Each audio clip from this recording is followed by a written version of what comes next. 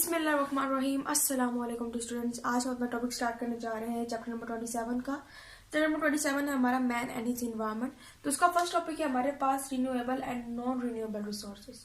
सो हम कहते हैं कि जो इन्वायरमेंटल रिसोर्सेज हैं हमारे माहौल में जितने भी वसाइल मौजूद हैं वो ह्यूमन की एग्जिस्टेंस के लिए एक प्राइमरी रिसोर्स का रोल प्ले कर रहे हैं। सो हम कह सकते हैं जो हमारे पास सारे रिसोर्सेज हैं इन्वायरमेंट में मौजूद, ये सारे हमारे पास क्या है, प्राइमरी रिसोर्सेज हैं फॉर आवर एग्जिस्टेंस। यानी हम कह सकते हैं कि हम जो है इस दुनिया में मौजूद है due to this environmental resources. अब ये जो रिसोर्सेज हैं ये हमारे पास दो तरह के हैं, एक है रिन्यूएबल, एक है नॉन रिन्यूएबल रिसोर्सेज।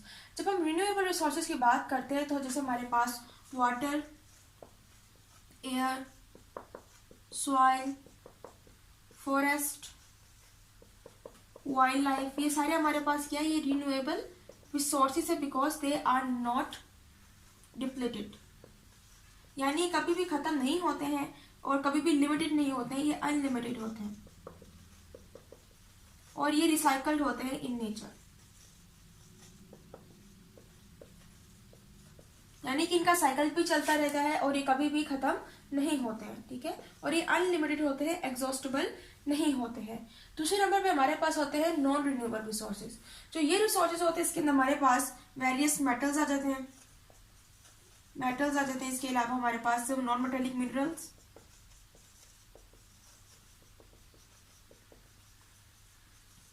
ओके। और इसके अलावा हमारे पास फॉसिल फ्यूल्स में ऑयल, कोल, पीट, ऑयल, गैस, पीट, ये सारे हमारे पास क्या है, फॉसिल फ्यूल्स हैं। और ये सारे मेटल्स और नॉन मेटालिक मिनरल्स ये सारे हमारे पास क्या है, नॉन रिन्यूएबल रिसोर्सेज। मींस के ये हमारे पास क्या है, एग्जॉस्टेबल है,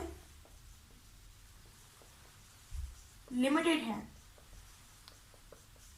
इसके अलावा इनकी जो नेचर है, नेचर में इनके अंदर इनकी रिसाइकलिंग जो है वो मौजूद नहीं है। मींस के रिसाइकल नहीं हो सकते हैं, ओके। एग्जॉस्टेबल है यानी खत्म हो जाएंगे एक दिन अगर हम इसका सही इस्तेमाल नहीं करेंगे। लिमिटेड भी है, महदूद भी है। इसके अलावा नेचर में इनकी रिसाइकलिंग जो है वो मौजूद नहीं है, रिसाइकल नहीं हो सकते, एक दफा यूज कर लिया तो ये खत्म हो जाएंगे। अब हम बात कर लेते हैं न्यूट्रिएंट साइकिल की। इन्हीं रिन्यूएबल और नॉन रिन्यूएबल रिसोर्सेज की वजह से हमारे पास एक साइकिल चलता है जिसको हम न्यूट्रिएंट साइकिल, और भी बहुत सारे साइकिल्स हमारे पास नेचर में चल रहे हैं जिसकी वजह से ये दुनिया कायम होता है और इस पे जो लिविंग थिंग सर्वाइव कर रहे हैं वो भी इसी की वजह से है कि साइकिल जो है ये कंटिन्यूसली नेचर में चल रहे हैं। इसी में एक न्यूट्रिएंट साइकिल भी है, जैसा कि हमारे पास वेस्ट है। हम कहते हैं वेस्ट जैसी कोई और हमारे पास चीज जो है वो नहीं है। क्यों? क्योंकि वेस्ट जो है ये हमारे पास क्या है, एक डिकेइंग मैटर है जो कि क्या हो गया, डिकेड हो गया है। हम इसको डेड मैटर भी कह सकते हैं और यही डेड मैटर क्या हो जाता है, आखिर में डिकेड हो जाता है due to decomposers. So in the presence of decomposers the dead matter is decayed. जब ये डिकेड हो जाता है, ये डिकेइंग मैटर जो होता है ये क्या बन जाता है, फूड बन जाता है किसी भी और लिविंग ऑर्गेनिज्म के लिए, ओके। इसी तरह जब ये फूड दोबारा से प्रोड्यूस होता है तो ये फूड जो है या तो कंज्यूम हो जाता है बाय कंज्यूमर, ओके, या फिर दोबारा से ये डेड होकर डिकेड हो जाता है और अगेन ये क्या बन जाता है, फूड। सो ये साइकिल जो है ये चलती रहती है। आपको पता है फूड कौन बना रहा है, प्रोड्यूसर जो है वो फूड बनाता है। प्लांट की बात कर लें, ओके। तो जब ये कंज्यूमर फूड खाएगा जो कि प्रोड्यूसर ने प्रिपेयर किया, उसके अंदर एनर्जी होगी और वो एनर्जी कंज्यूमर में स्टोर हो जाएगी। और आगे जब भी कंज्यूमर डेड हो जाएगा, ये डिकेड हो जाएगा, डिकम्पोजर जो है इसको डिकेड कर देंगे, गला चढ़ा देंगे, फिर आखिर में इधर से डिकेइंग मैटर में से कुछ न्यूट्रिएंट जो है वो रिलीज होंगे। अब यही न्यूट्रिएंट जो है जो सॉइल में रिलीज होते हैं ड्यू टू डिकम्पोजर, इससे जो कोई भी प्लांट है, जो भी प्रोड्यूसर है वो क्या करता है, अपना फूड जो है वो इजिली प्रिपेयर करता है। इस तरह से हमारे पास न्यूट्रिएंट साइकिल चलती रहती है। इसके अलावा हम कहते हैं कि अगर मुख्तलिफ हमारे पास पॉइंट्स हैं, अगर वो अपसेट हो जाता है, फॉर एग्जाम्पल अगर प्रोड्यूसर जो है वो इनफ फूड नहीं बना रहा है, नॉट इनफ फूड प्रिपेयर नहीं हो रही है, तो हमारे पास ये अपसेट हो सकता है। अगर कंज्यूमर जो है वो ज्यादा से ज्यादा फूड जो है वो क्या कर रहा है, स्टोर कर रहा है, यानी कि टू मच फूड जो है इसने क्या कर लिया, कंज्यूम कर लिया, ओके।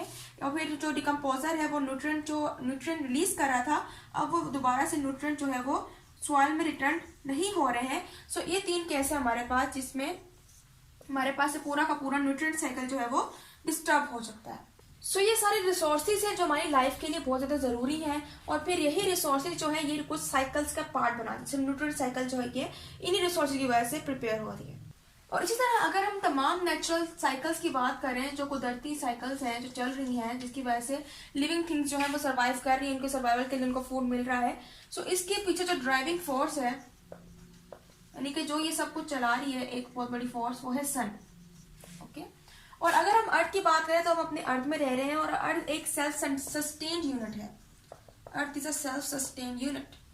ओके, मीन्स ये अकेला वाहिद यूनिवर्स में एक ऐसा यूनिट है जहां पर इसके पास सब कुछ मौजूद है और उसके बाहर इसके पास कुछ भी नहीं है। अर्थ हमारी सेल्फ सस्टेन्ड यूनिट है, और इसका मतलब ये हो सकता है कि we are in our own spaceship. हम अपनी स्पेसशिप के अंदर है और बाहर सारी यूनिवर्स है, और बाहर से हमें कुछ नहीं मिलेगा। तो स्पेसशिप के अंदर जो भी हमारे पास रिसोर्सेज है, हमें उसको वाइसली यूज करना होगा। अगर हम उसको वाइसली यूज नहीं करेंगे, वो क्या हो जाएंगे, डिप्लीट हो जाएंगे, खत्म हो जाएंगे। इसलिए हमें इन रिसोर्सेज का वाइजली इस्तेमाल करना चाहिए, क्योंकि ये हमारे पास एक ही बार है, स्पेशली जो फॉसिल फ्यूल्स हैं हमारे पास, और मेटल्स और मिनरल्स। सो ये था आज का हमारा topic, renewable and non renewable resources. तो इंशाल्लाह जो मजीद टॉपिक्स हैं हमारे 27 के, उनको हम कंप्लीट करेंगे। सो तब तक के लिए अल्लाह हाफिज़।